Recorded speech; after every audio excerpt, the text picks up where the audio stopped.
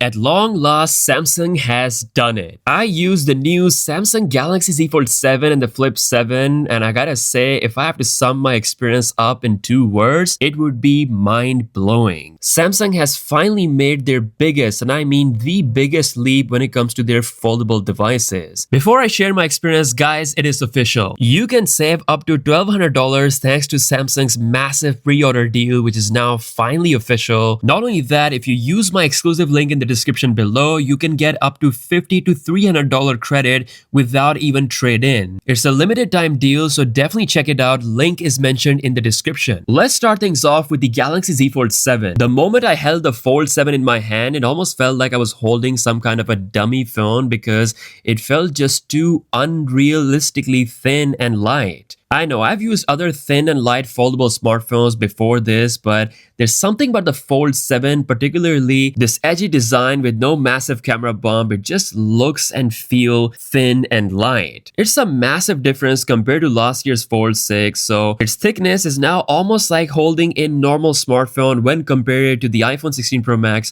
or the Galaxy S25 Ultra. In its folded form, it's coming at 8.9mm, and when it's unfolded, it is at a ridiculous 4.2mm, with the official weight of 215 grams, making it even lighter than the iPhone 16 Pro Max and about the same weight as the Galaxy S25 Ultra. I'm telling you guys, the moment you hold this phone in your hand, you're definitely gonna feel shocked. As for the displays, we now have a much wider cover screen coming at 6.5 inches. So this is having the dynamic AMOLED 120Hz refresh rate, 2600 nits of brightness. Is plenty wide for that comfortable users, something we couldn't say for the previous generation. Don't get me wrong, it's still not as wide as a standard smartphone screen when you compare it to the S25 Ultra. Still, it's a much improvement compared to last generation. As for the main display, this is rocking Samsung's largest display on a fold, coming at 8 inches. Once again, dynamic AMOLED display, 120Hz refresh rate, now rocking a proper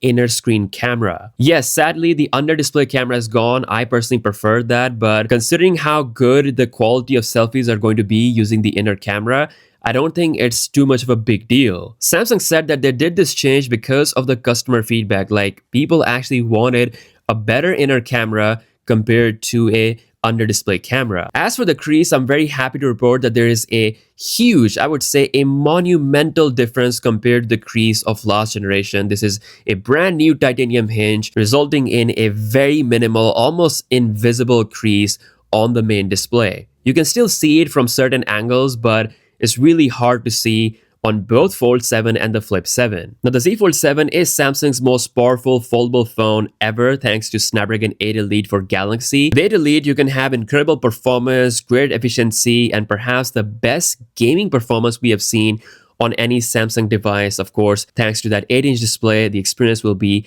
incredible. We have 12 gigs of RAM for the 512GB model and 16 gigs of RAM for the 1TB model. Now, this is only for the Galaxy Z Fold 7 because the Flip 7 is actually rocking Exynos 2500 globally, which is still a very powerful chip, just not quite at the level of the Snapdragon 8 Elite, so you're getting the absolute best with the Fold 7. Also, the camera on the Fold 7 is now finally a proper flagship grade 200 megapixel sensor. There's also a new 12 megapixel ultra wide angle camera. They even changed the front camera on the cover screen. The only camera that remained the same is the 10 megapixel 3x telephoto lens. Thanks to the new 200 megapixel camera, Fold 7 is literally the best selfie camera on the planet. Not only you can take the 200 megapixel selfies, you can also shoot 8K videos as well as log videos for that ultimate experience while having that display view when you're shooting in that outer selfie mode. Honestly, for selfie users, this is as good as it can get. We'll be testing out the camera performance very soon, so make sure you subscribe to the channel. The other thing that remained the same is the battery size. Samsung still says that there's going to be some improvements thanks to the Snapdragon 8 Elite's efficiency. They still promise that the phone should be able to last throughout the day. Once again, that's something that I'll be testing very soon. Now, taking a look at the Z Flip 7, it's also getting Samsung's biggest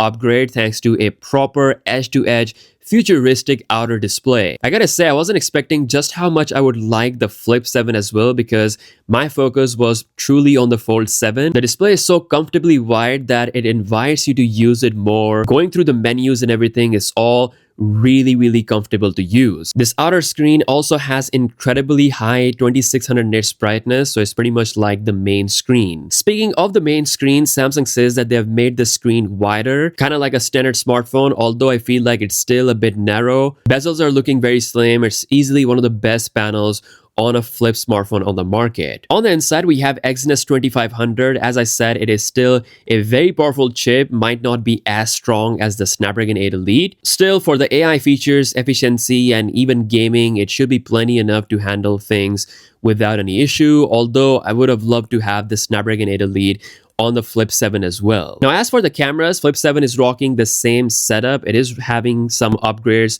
around the camera ISP area, but in terms of the hardware, you're looking at the same cameras. Also, Samsung has increased the battery size on the Flip 7. It's now rocking a 4300 mAh cell. As for the software, these foldable devices are the first devices to come with Android 16 based on One UI 8. Samsung says that all the AI features that we had before are now better and more refined than ever. So the whole Galaxy AI experience will be faster and more intuitive, along with a full set of Gemini features we have, including the Gemini Assistant and the Gemini Live. You can actually use all the Gemini features on the cover screen of the Flip 7, which is pretty good. Using One UI 8 on these phones felt incredibly fast. Once again, we're looking at 7 years of major OS updates for both Flip 7 and the Galaxy Z Fold 7. Also, there was a Galaxy Z Flip Fan Edition, which is pretty much identical to the Z Flip 6 from last year, taking almost all the specs of that, but now comes with One UI 8 and Android 16, and it's a little bit cheaper than the Flip 7. So speaking of prices, Flip FE starts at $899, Galaxy Z Flip 7 starts at $1,099,